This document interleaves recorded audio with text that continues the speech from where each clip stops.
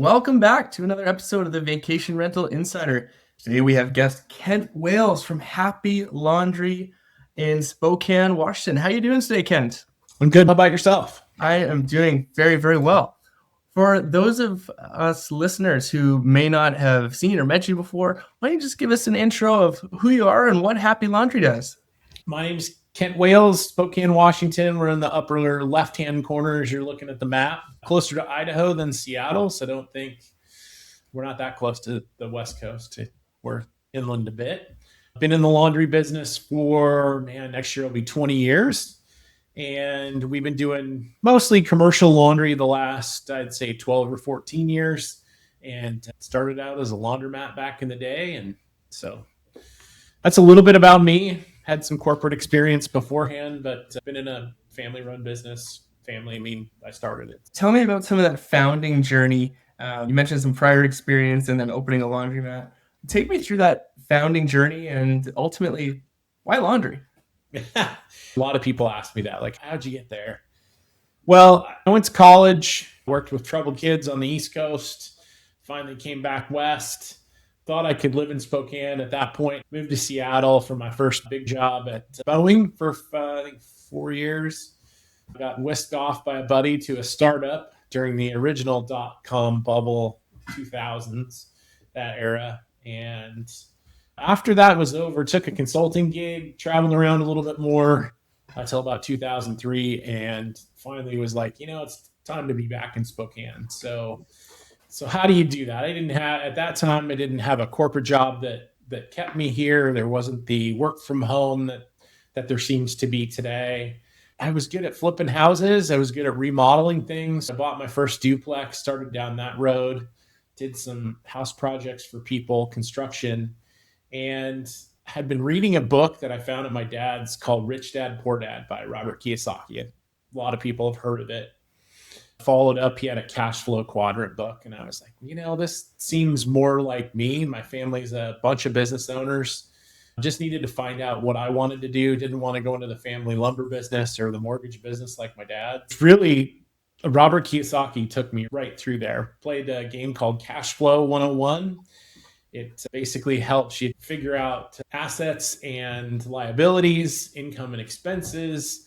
You're going around in a circle on this board until you can get out of the, in quotes, rat race. So for me, each time that I would win that game when we played with friends, it was by buying a coin-operated business and using that to step up to next investments. And so started with a small vending machine company, didn't like that very much, got rid of it, and then started into the laundromat space. It was when I got into it, 2005, 2006. That's kind of how I got here. Curious, hey, this is a new business, the quote unquote boring business, but great business model. It's funny to see that come around again. One of the trends that I've been seeing in service providers like you is that consolidation, investors scooping them up, merging them together, a lot of private equity involved. Are you seeing that in your space? I don't know if you can talk to it. Maybe have you been approached by private equity? Well, I get a lot of emails. I get a lot of hey, we want to, there's going to be this big turnover of baby boomers and their businesses. And so I get a ton of, hey, we'd like to meet with you and invest in your business or buy you out. Would you be open to that? It's interesting. I saw a similar thing, though not at this scale, back in that like 2004 to 2008 timeframe. And then what really was, I think people with some cash looking, hey, how do I put it to work? And now it's just getting more expensive. So it's harder for people to get in sort of on the entry level, like on flipping houses and different things. So I find that there's more people that come into this, but it's in a different way today. Building a laundromat can be it's not a simple venture and it's not cheap. The least expensive laundromat I can think of putting up could be $400,000 on the cheapest end. I know people that have put $1.5 million into a larger store. These are not small numbers to me. Maybe talk me through kind of your founding early days of owning a laundromat to now having a warehouse and servicing, many locations, having a well-oiled machine full of logistics that have been sorted out. You've got multiple trucks, drivers. Walk me through that journey to a fully scaled operation. Sure. There's 100 different ways to work on this business. If you have the right location with good walk-in traffic, with a good lease, or if you're fortunate enough to own the building, I think it's really well said that the largest profit margin will be in self-service laundry. The challenge is, at least in our area, the laundromats in general seem to be a little bit overbuilt for the size of city. It's the trade areas for our laundromats are a little bit bigger. We're a car-oriented city. We're not a walkable neighborhood city. I bought one that had a 2-mile circle trade area. It really had a half a circle. The other half, the first mile and a half, is all industrial. I thought I could compensate with that. I thought I could bring people in. When I first started, that was we'll just clean this place up. We'll make it nicer. We'll do better. That took us a ways, but it didn't take us all the way. And, I worked through that probably for the first couple of years before I realized, this isn't going to bring as much cash as I need it to bring in. So I've got all this equipment I purchased. We've got the location. How do we build service? So I was really slow to the residential laundry business side of it. I had people come to me and ask me about pressing table linen very early on, and doing things for a bus company and a few other things. And I really look at the first 5 years of the laundry business for me as my MBA, kind of school of hard knocks. I didn't pay as much as an MBA, but I definitely put in the hours and learned a lot of business lessons from it. Yeah. I think what I'm kind of hearing there is, if you have a standalone location and you're looking to get into more of the kind of outbound servicing, you could augment and fill your machines by doing that. And then you just kind of grow from there. Is that kind of what you did as well? Yep. Yeah, and I'm super conservative. I mean, that'll be one thing I think you'll kind of see along my journey. I mean, I've been in this 20 years. I'm sure there's guys or ladies in here that could do what I have done in 5, 6 years, and at the level that we've grown to. We didn't take a lot of loans to do it. We did a lot of it by earning cash, or we got a little benefit from a house sale that we invested back into the business. Had great landlords early on. So during the tough times of 08, 09, they were helpful to us. So, our growth was pretty slow, from about 150,000 a year, I think, is what that business laundromat was doing. And our best year so far has been about 1.5 million. So fantastic. Yeah. Yeah. Kind of going back to those early days and looking to expand beyond just walk-in laundry services, I'm curious how the advent of vacation rentals, and then now people just call it Airbnb. It's kind of like a tissue, we call it Kleenex. I'm curious how vacation rentals, and then Airbnb coming in, then Vrbo and some of these other big players, I'm curious how that affected your business and how you incorporated vacation rentals to be such a core piece of your business today.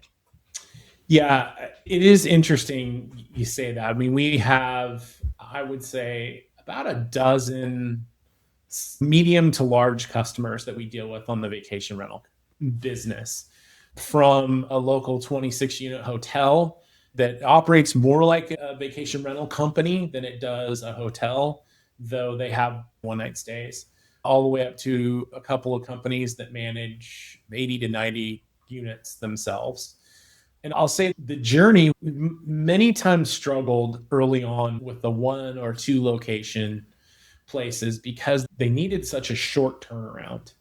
We're much more well equipped today to even take those on than we would have been before. But now with these larger customers that have an 80-unit place that can turn on a holiday weekend, or right after a holiday weekend might turn in 180 beds, 200 beds, something like that, depending on the sizes that are there. And so, we've gone from just a simple wash and fold operation all the way up to automated towel folders, automated ironers, really large, I guess what somebody would call probably a 10 or 12 load wash machine that takes 140 pounds of laundry at one time. It's the size of a car. Yeah. So we graduated up to that as the need and demand has come about. So if I'm a vacation rental operator. Maybe I'm a mom and pop and I've got two properties, or Mhm. I'm a bigger operation and I've got 100 properties all over the state of Washington. Sure. Why would I use you or a service like you? Why wouldn't I just have my own staff do my own laundry and keep that margin?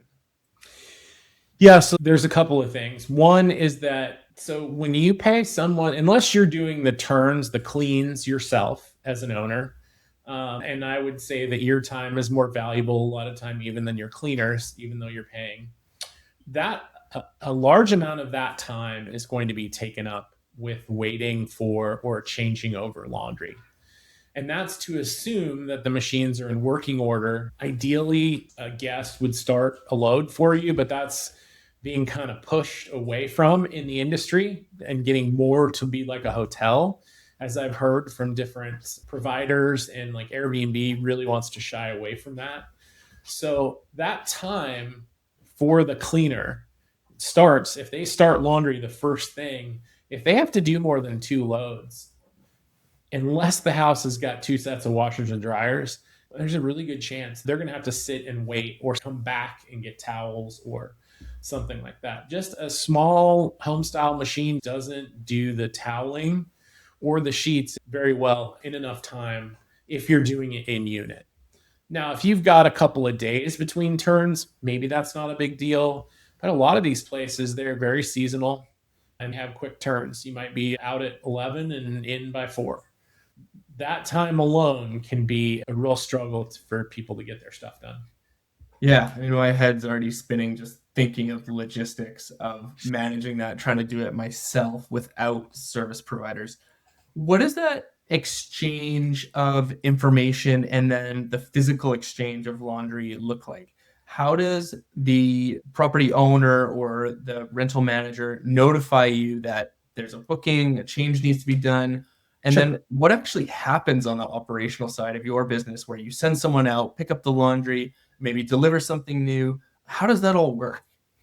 So there's a couple things, and I'll back up one step. If you're in an apartment or a one bed unit, one bed suite with a washer and dryer that are normal size for two people, most likely you can get the quick turn laundry done.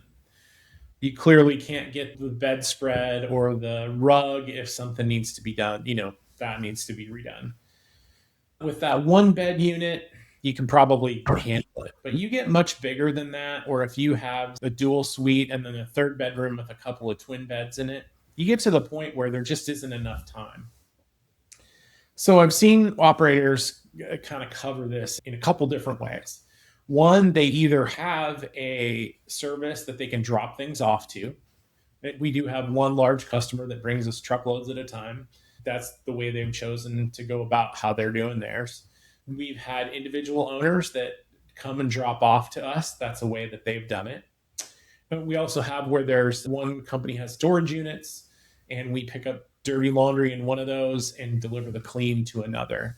They have a housekeeping manager that comes in and preps laundry packages and laundry bags for a property that goes out based upon how many beds were booked in that particular place or how many it holds. So there's kind of a wide variety of how it's done. If it's fairly consistent for us, we have the technology in our pickup and delivery software. If somebody wants to just let us know when we need to go by and make a pickup. If they have one extra set of sheets, meaning they've got two on hand and then one extra, they could have a bag at each of the property doors. We could pick those up and return them to either a central location or we could return them to back to the property door within a day or two, Mhm. depending on the schedule that the company sets up. Is any of that automated or integrated with any booking systems or booking Yes. platforms? Not with the booking platforms that the management companies have, but we do have our own SMS system within our POS or business operating system that also does the logistics. So somebody can text in pickup to our text Okay. number, and then it'll set up a pickup in our system. Standard turnaround time is 2 days. If they need something different, they can email in or log in and change that. Sure. So, I know you've seen a number of different business setups mm-hmm. and kind of business configurations from large to small, and you mentioned some of those different models.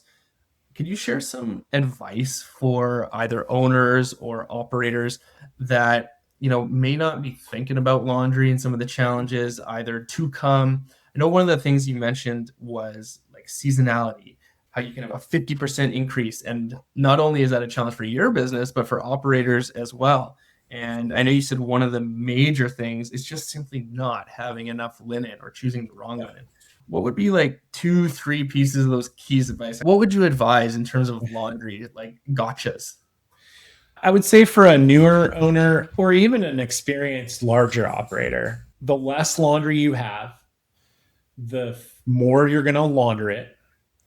And it is not going to last like the towels and sheets you have at home. That's the first thing you have to understand in this business. If you're in a high turn hotel, you might get 3 years, you might get 4 years out of a piece of linen. And they may be only washing it 3 times a week, depending upon their occupancy rate. But if you're in a quick turn Airbnb where you're getting a lot of 2 day stays, 1 day stay, 3 day stays, and you're turning that linen, like say you only have 2 sets and you're washing it twice a week, every week, that's going to wear out. You got to even think that's going to wear out twice as much, twice as fast as the stuff you would have at home. So most people think they're going to buy a couple sets of sheets, a couple sets of towels, maybe three, and that'll be plenty. But what they don't factor in is washcloths are, here's another great example. Washcloths are, you got to think of them as almost disposable. People, when you're in a hotel, people go and take their makeup off. They clean their shoes with it. They wipe out the suitcase. They clean out the cooler. They use it to mop up coffee spills. Those and the hand towels, and they're less expensive. You're going to go through those quicker. So you just need to make sure that whatever linen you buy, that you have the ability to buy more of those individual pieces. If, concern of sets and look is really important to you. A lot of people are going with white linen for that reason. They may think that it doesn't clean up as well, or sometimes gets a little dirty over time, but it's much easier to get a whole bunch of white things and replace individual pieces as you need to. So the first thing I would say to people is more linen solves more problems than you can imagine. The less you leave the linen available to the guest, the better off you are. So you can have an extra set for the couch or the hide-a-bed in a locked closet where it's not going to get used every single time that somebody's there when their kid just needs a blanket. If you can lock that up, and also having enough, I guess you and I talked about that. That's probably I'd be the first to say that solves many, many problems. I'm curious what you think are some of the upcoming challenges in the next few years, and in particular, just in 2026. We spoke about how kind of the early teens Airbnb sort of changed things and really added this whole other avenue for travel experiences, staying, and a need for laundry. What's next in the industry? Ooh, that's a really good question. I really think that people are looking for the next level experience. It's one of the things I hear from one of the higher end operators we deal with. As a laundry provider, one of the things that we do is we look at management companies, or if we know of a group that is managing, we'll go and look at some of the reviews on their properties and see if linen is a concern. We do the same thing with hotels because that's a pretty solvable problem that we can help with. But I think even the mid-range Airbnb, if I use that as the bucket term, I think people are wanting a higher level of experience. And, you may not be able to change the layout or all the furniture in your place, but you can have a little higher quality towel. You can have a little nicer sheet for a pretty marginal amount of dollars. That can really elevate the experience rather than pile your grandma's towels. We see people stepping up their game. So that's one of the things. Yeah. And we're hearing that too, is this notion of experience. That's a word that keeps being said a lot. And not just experience, but white glove experience, end to end. Like you said, it doesn't have to be the Ritz, but just those little touches to elevate the experience and create a differentiation. I think with Airbnb and Vrbo and these big platforms coming on, there's such competition now. You need to stand out and have some kind of differentiation. And whether that's, slightly more luxurious sheets or towels or what have you, or experiences incorporated. it's those little things that are going to be the difference maker. I'm curious about the role of technology, like where you see technology playing a factor, whether that's automating your operations, integrating guest communication, owner comms. AI is this big buzzword and topic we're all talking about. Curious where you see that impacting the industry as a whole and how you've adopted some of the newer technologies. Yeah, I mean, I'll take this from a couple different angles. One, in our laundry business in and of itself, and you think it's a pretty standard, businessy business, but the more we look at AI, specifically answering the phone in off hours, is a real help for us. We have a new, I think it costs us $150 a month, but it's an AI agent that we've trained. It can answer some basic questions about pricing and turnaround and hours and days that we're open, and can also text into it. I will say that responsiveness, especially unless you want to be glued to your phone as a host, if you're just doing a few properties, something like that on the technology front, you kind of have a first line of communication. And the other thing that I really like about ours is it gives us an email alert, basically, that somebody's called and had an interaction with the AI, and it gives us a transcript of it. Many times I'll see that and they didn't get their question answered, or they're punching zeros and swearing. But the thing is, I know that I can reach back out to them. Right. My wife and I's experience with, especially with Airbnbs and or vacation rentals in general, we're pretty low maintenance renters, if you will, or users. But when we do have a question, we love that we could get a response within a short amount of time. So I think this keeps this little AI agent idea gives you some information without having to be addicted to your phone the whole time. And that thing I really like, because especially on check-ins and check-outs, there's, questions, and probably that's when more questions come up. But it gives you the ability, if you're managing or a manager, to manage those things, a little bit of insulation, but yet the ability to respond to emergencies and stuff. So that'd be like my first, and that's almost accessible to anybody today Absolutely. Unless you're just doing a couple at $150 a month. It really isn't that expensive. Yeah. And if you could, an agent or some piece of technology, AI, whatever, that doesn't exist today, and you could like be a genie for a day, what wish would you grant for yourself that tech could do? What would you have it do? Like what pain or manual task would you have it take over?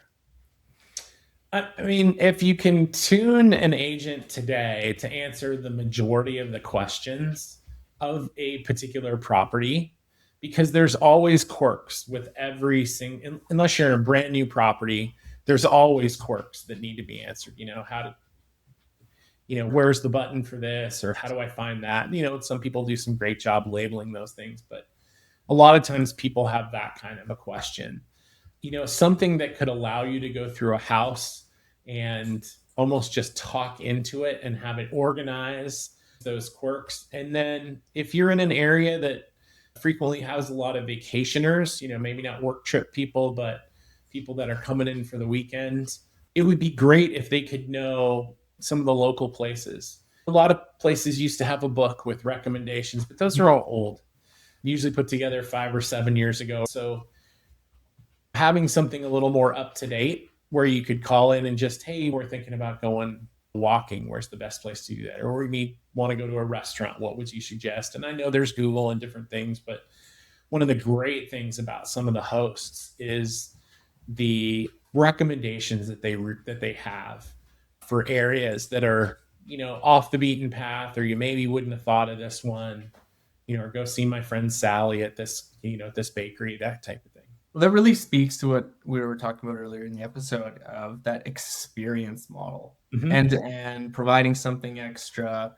and making it a memorable experience that's sticky, and ideally, either makes them keep coming back to that property, or if you're an experience provider, the experience, brand loyalty. There's often says these days, people are brand agnostic. They're just so easy to shop everywhere, but that is something that will create that stickiness and Mhm. that brand appeal. And I'll say of all the experiences my wife and I have had, we rarely stay at 5-star places, just not our gig, but we like a decent value. We like nice, comfortable beds. But the one thing that gets us more often than not is those times when the host leaves just a little something. It doesn't have to be a full bottle of wine, but a couple of cookies from a local bakery, a little coffee setup that's a little bit better than what you'd normally get in a K cup. Something where you can tell that they have sort of sourced a little package for each of the guests. Not necessarily individually, but a couple chocolates, couple of this, little bag of whatever, toasted who knows what. But something like that has really set us up, we've really thought that somebody's gone over and above. Could be a small little bar soap or something like that. That, and then when people leave food behind or something that you want to leave, if you just had a cupboard said people left this behind, use at your own risk. Yeah. Instead of wondering like whose stuff is this. Can I use this barbecue sauce? Yeah, and I know there's a wide range of that, but I really find the ones that have that little touch of something local, I think that really brings it back, even if it's being managed by a big company. Yeah, I agree. Like the personalization, it brings a human element in Mhm. that again speaks to that experience, makes you sticky and memorable. Do you have a customer story or an experience like that that you'd like to share from your business where either customer interaction, maybe it was a problem that happened that you helped solve, or just a really wonderful experience that made you feel good that you'd like to share? Yeah, I think for us, let me Or think for maybe a minute. something that shaped the way you do business. I see there's something a little bit, you're talking technology earlier. There's something my dog is now deciding he needs to scratch his head. Early on, there was a marketing guy that I paid attention to a lot. And this was way back in the day when I started Routes, so almost 15 years ago. And one of the things that we had back then was call blasting, or, it's before robocalls were a Right. bad name. And before text messaging, we had this Sunday night reminder call that used to go out. And this was his idea, this guy named Greg Colosi back in New York. And I'm sure he got it from someone else. But it wasn't just to have the reminder call that said, hey, my name's Kent. We own Happy Laundry. We're going to be in your neighborhood tomorrow. You need to pick up, press one, or you need to pick up, email us or text us or call us back. But it really was this little addition of a quote of the week. And so my reminder call would have this. I would literally go on the internet and go quote of the week. And I would record 2 or 3 of these at a time. And sometimes it became such a hassle. Well, I would hear from our customers when they would see me, because we also used to put out bags with a picture of myself and later myself and my wife on our bags to advertise in people's neighborhoods. So they'd be like, "Oh, you're the laundry guys. You dropped a bag on my porch." We'd see it's a small city here. We got 400,000 people. So occasionally we run into people we know in neighborhoods and things. But we would hear from the families, "Hey, we get your quote of the week." I'm like, "Really? Oh yeah, I dragged my kids over and it's a learning lesson for us." And I haven't heard that just once. I heard that, probably a half a dozen times. And I think one time on there, so 2 dogs ago, I was super sad and I just did one about pets. Hey, just wanted you to know my dog passed away last week. And I got a couple of notes from customers that just said, in this world of tons of messages, it was something personal. Mhm. Once we went away from that, and that was probably like 7 or 8 years ago, we went away from the recorded call every night and moved to text message because that seems to be what everybody's done. I just kind of dropped that. And I've had people since say to me, like, "Hey, we'd really like to have that quote of the week back." The more I thought about that, we're starting to do it. We are sending it out actually separately now, but we call it a little bit of Happy. Happy Laundry is our name. So we're sending out a quote of the week and a tip of the week. We just started again last month, and we're sending that out to our customers. It's not the recorded voice. It isn't the same thing, but it's just a little bit of, it's a little bit of something to remind them. We're sending it out in the middle of the week. So try to do something positive. I think that's if you ask me for a story, that's how I'm partially trying to give back.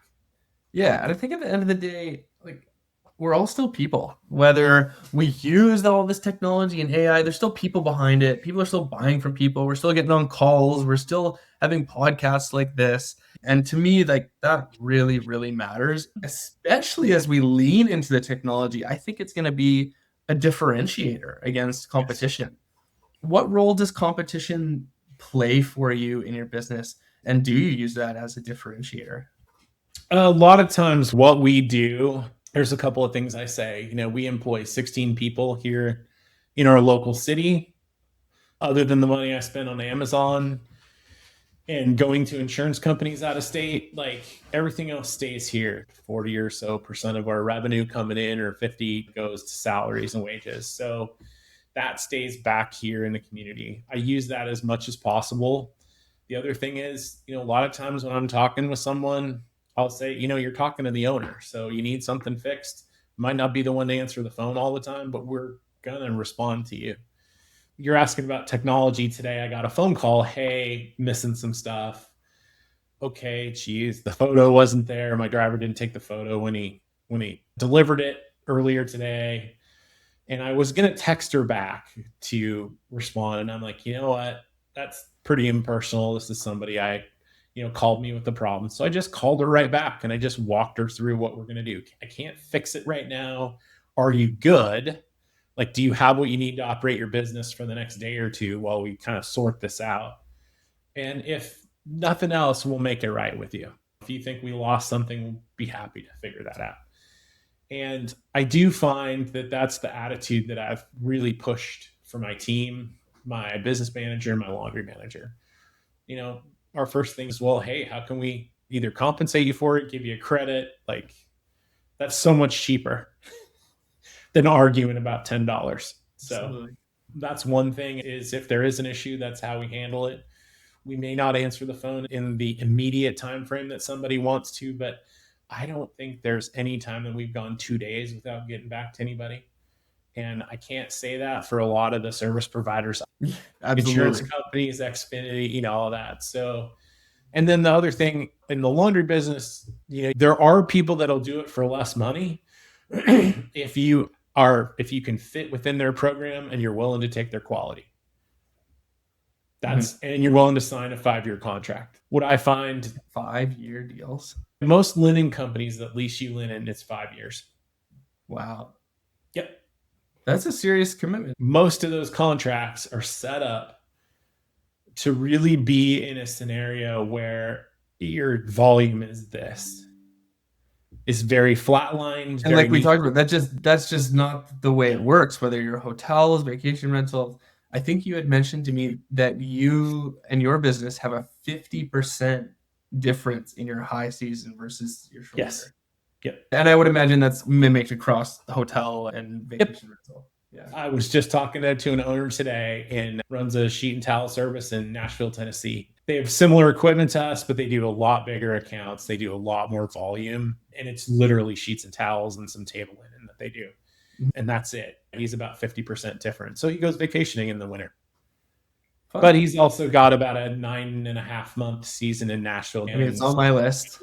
Not my thing, but we have conferences there, so we go and see him. Yeah. I guess, 5-year contract, that's like forced loyalty.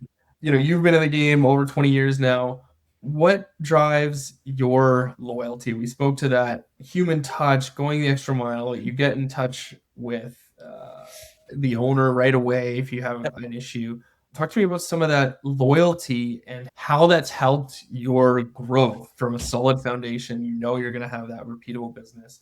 Talk to me about loyalty, and then I'm curious, you've got this big new warehouse that you're looking to fill. What does the end of 2026 look like in terms of growth? Sure.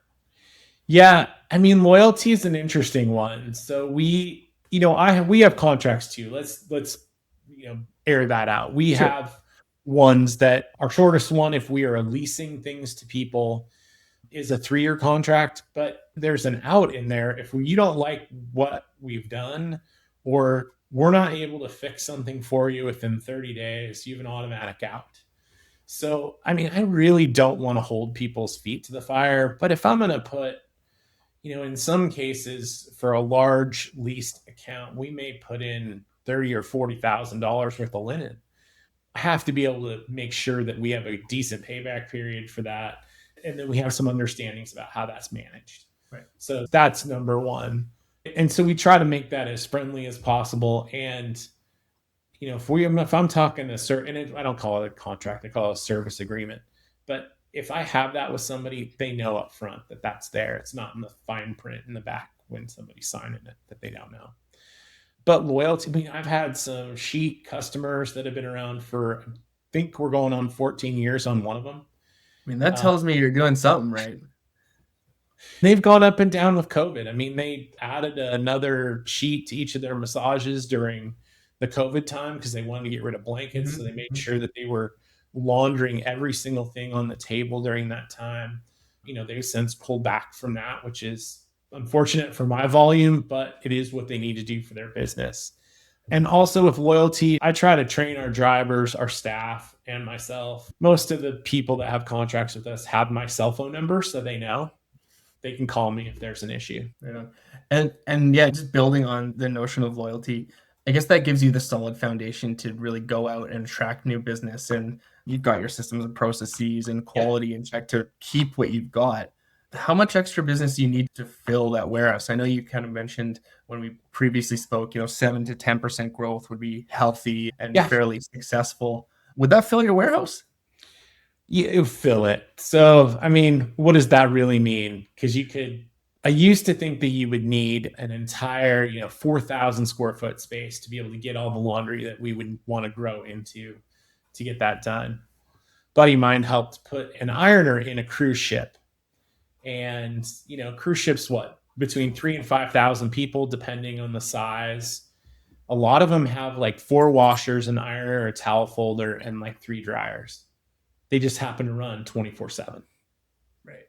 So part of that is, you talk to me about how much is filling it. We'll run out of storage space before we'll run out of hours in the day to process. So, and that you can do temporarily or add on. And so for us, that 7 to 10% growth be nice over the next 10 years, double our business. That's probably in the manageable space where we'd like to be, where you don't really have a desire to be a 30 or a $50 million business. It's just not in my wheelhouse. Sure. And for other service providers, whether they're laundry or maintenance, what are some of the acquisition channels that you've found success with? Is it cold email? Is it ads, trade shows? Where are you having the most success in acquisition?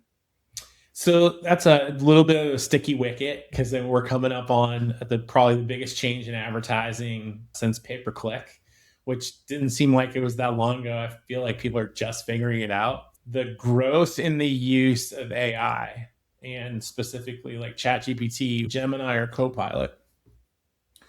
If people aren't, as a service provider, if you're not showing up in those locations, if you're not the best Airbnb or the best vacation rental place or the best short-term rental, if you can figure out a way to come up for even micro neighborhoods within your place, if you can figure out how to be that, I think there's a lot of organic growth that can happen for you on that. As of late, we did cold emails for about a year.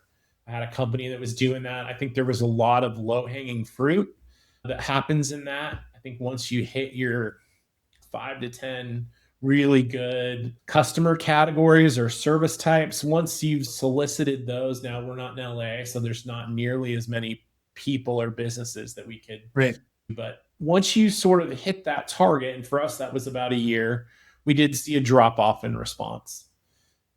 I also think cold email is going to be a neat thing for the next year, maybe 2. And then Google and the bots are going to figure out how to filter that out as well. Yeah. I agree. I think right now, I mean, it's working for me. I'm doing it, and it's seen this kind of almost like a resurgence. I got into marketing automation in its early days in 2009. I was white labeling Marketo, and that was kind of the first resurgence of email. I think we're in this second wave, but I agree. I think there's a runway of I give it a little longer, maybe 2-3 years, just because the ROI is so good. It's always, Oh yeah. you can crank the volume. Buying leads is relatively inexpensive. The cost to send is next to zero. The biggest cost is your brand protection and not being a spammer, in my opinion. And And I actually think getting good content that makes sense, that isn't going to get your domain, spammed out and canceled. Like, that's the main thing for me. So I totally agree with that. I don't. I'll just tell you to give you the numbers of mine. Mine was, and I got a little bit of a sweetheart deal because we were early on in this particular company, so it was sub $1,000 a month for what was being sent out, and I'd say quite a bit under $1,000 a month. And last I checked, which was sort of mid last month, just new revenue that I could be associated with customers this year from that particular source was about $45,000. And if you think about even on the high end, $1,000 a month for a year, I mean, that's 4-to-1 ROI. Yeah. And that doesn't even count lifetime value, right? Straight initial deal. And I'm a little bit odd. Like, I've had this conversation with a number of owners and other business people. They're like, well, what do we spend on advertising? What do you spend? Like, because, there used to be some good rules of thumb. I still try to use the 4% of gross income as a good target, like, for maintenance. And because we're a service provider business. We're brick and mortar. We're not like we're not an online only company. So we still kind of look at that percentage. Or so let's say let's say we do 100,000 a month and I spend $4,000 a month across all the things that we do. As long as I get that $4,000 back in new revenue in that month from customers, I'm happy. Because I know long term, because of the repeat cycle. Yeah, absolutely. It's also one of the reasons I love the laundry business. Kind of like a subscription. We actually do have that for a residential wash and fold. What is it, $259 a month now for? When I saw that, when I first went to your site, I said, "Dang it, Kent, why are you up in BC?"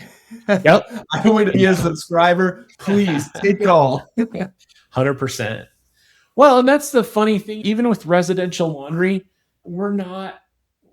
we rarely do every piece of laundry for a family.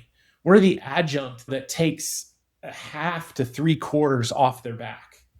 And there's, that would be bliss. Yeah. Or you come back from a big, just in the residential side, they'll go in and, hey, we just came back from a 10-day trip, shove all that stuff in a bag, put it out on the porch. 2 days later, it's full. When we get back from camping, 100%. I mean, we've got just muck and grime and dirty clothes that reek of campfire. Today, it's about 75 to 80% is commercial. And then the rest is residential that's split between dry cleaning and residential wash and fold. And wash and fold's growing as dry cleaning just goes down. That's really across the board. That's not just across the industry.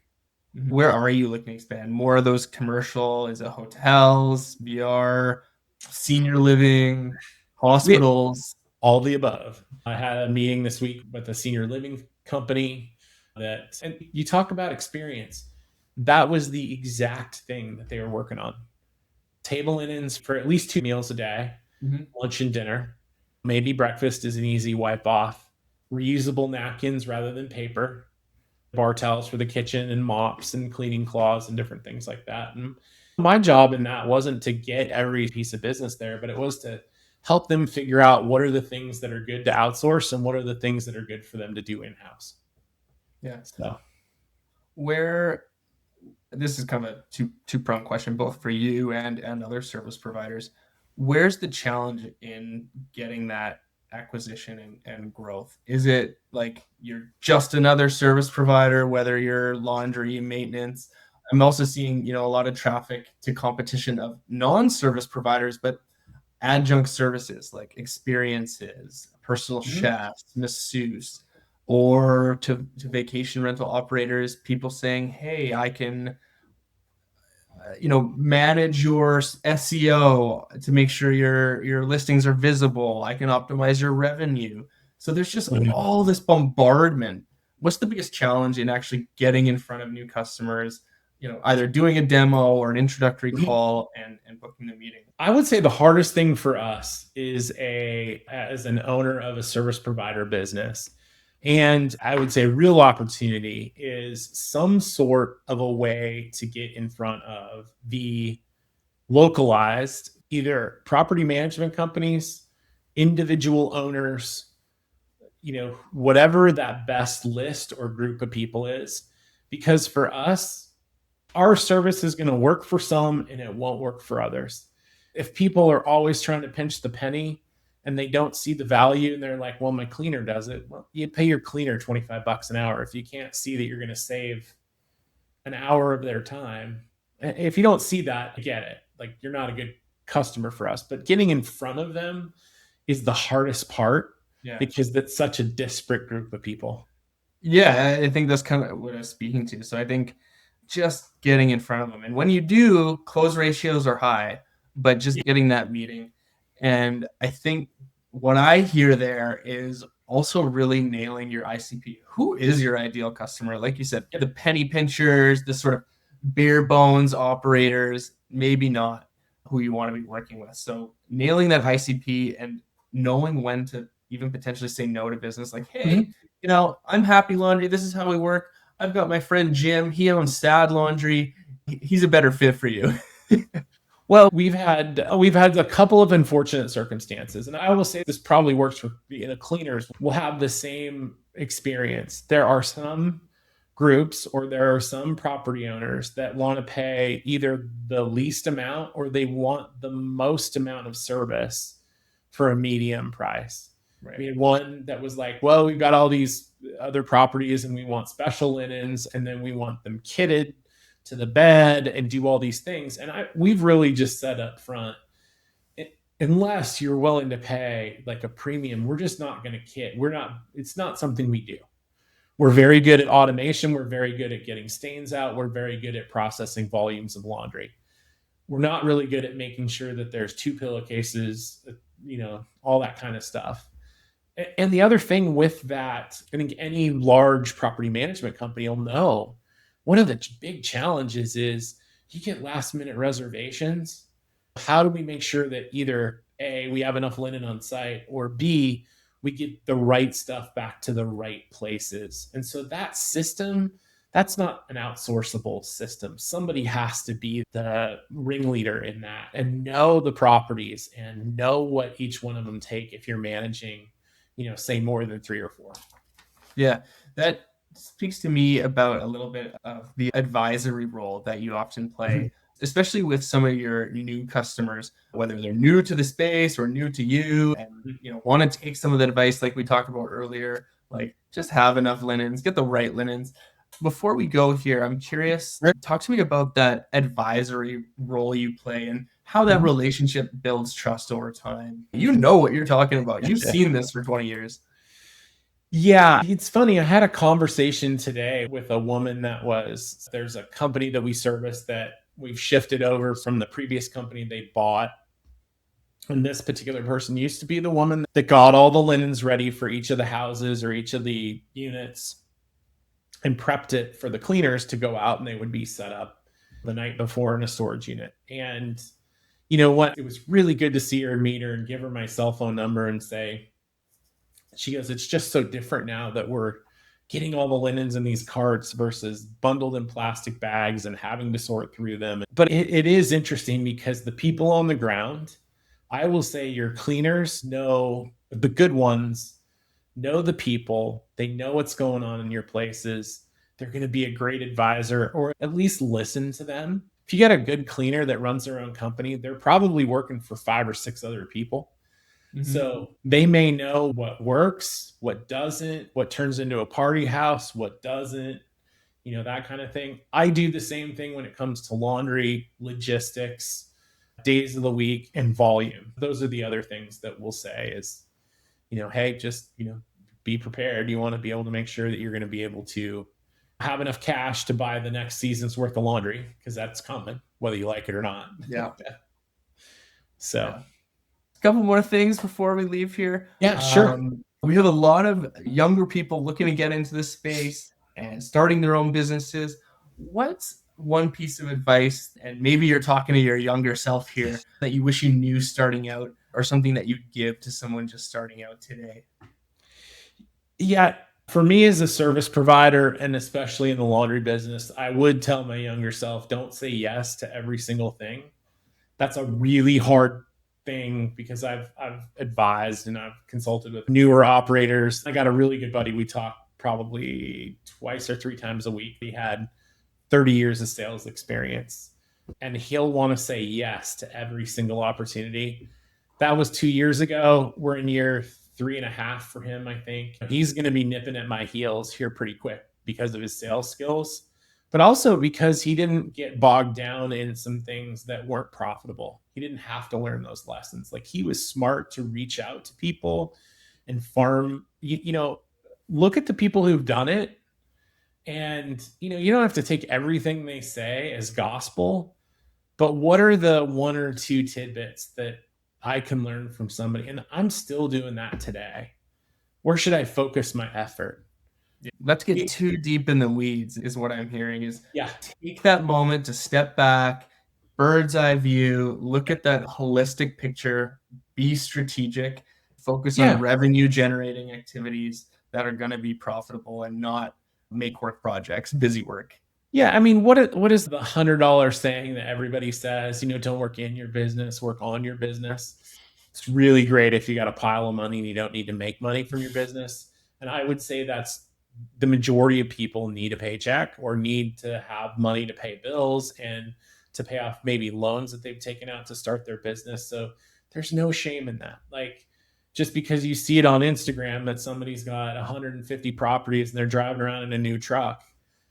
I mean, I learned early on in the construction days that the guys with the new trucks just had bigger payments than I did. Yeah.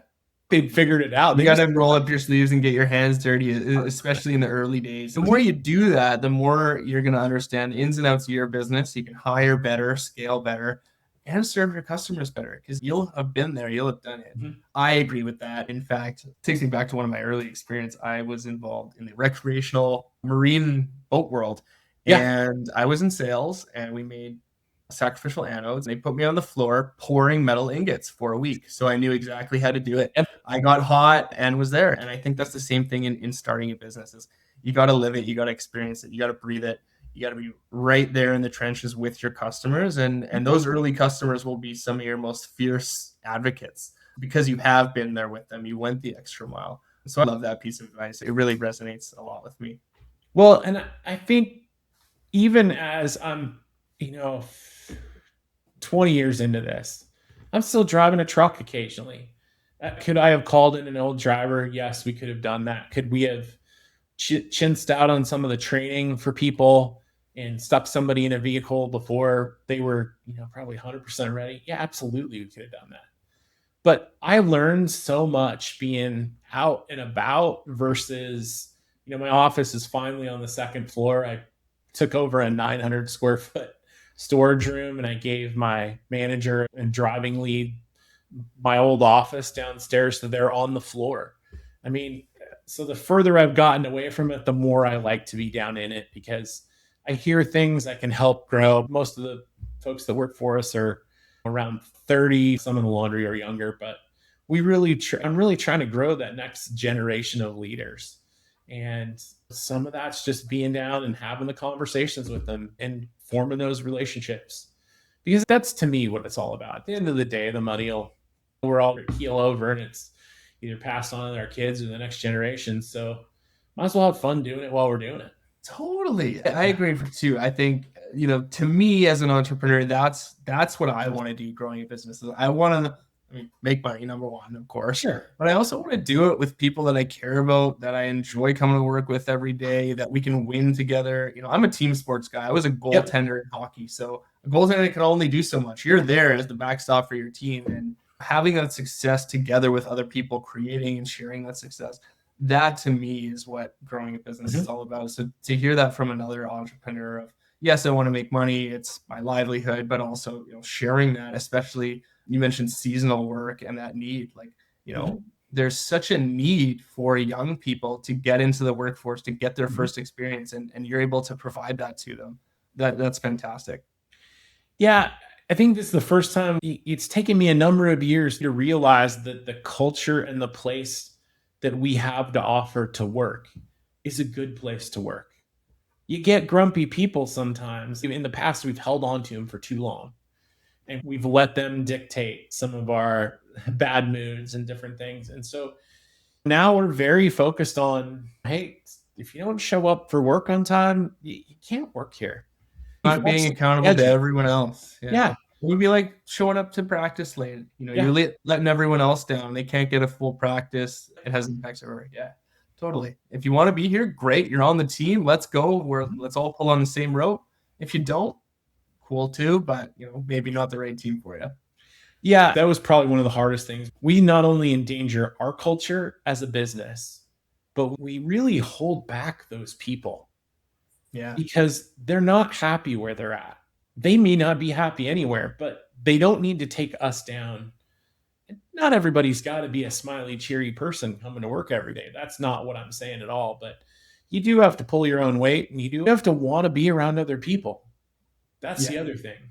Yeah. Not everyone wants to be in a team environment. Lots of people are solo contributors. I know a lot of developers who are fantastic developers, but they're very much the stereotypical dark room, basement, just like this super close to a screen. And that's fine too. So I think advice for early entrepreneurs is know who you want on your team, know the roles you need filled, right people, right seats.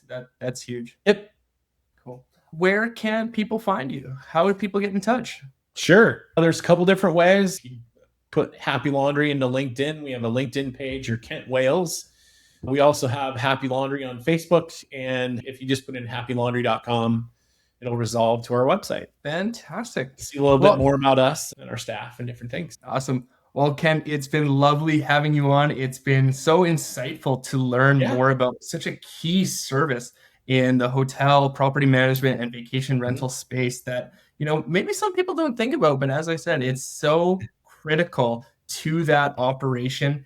I want to thank you again for your time, and I hope to see you again sometime soon. All right. Nice chatting with you.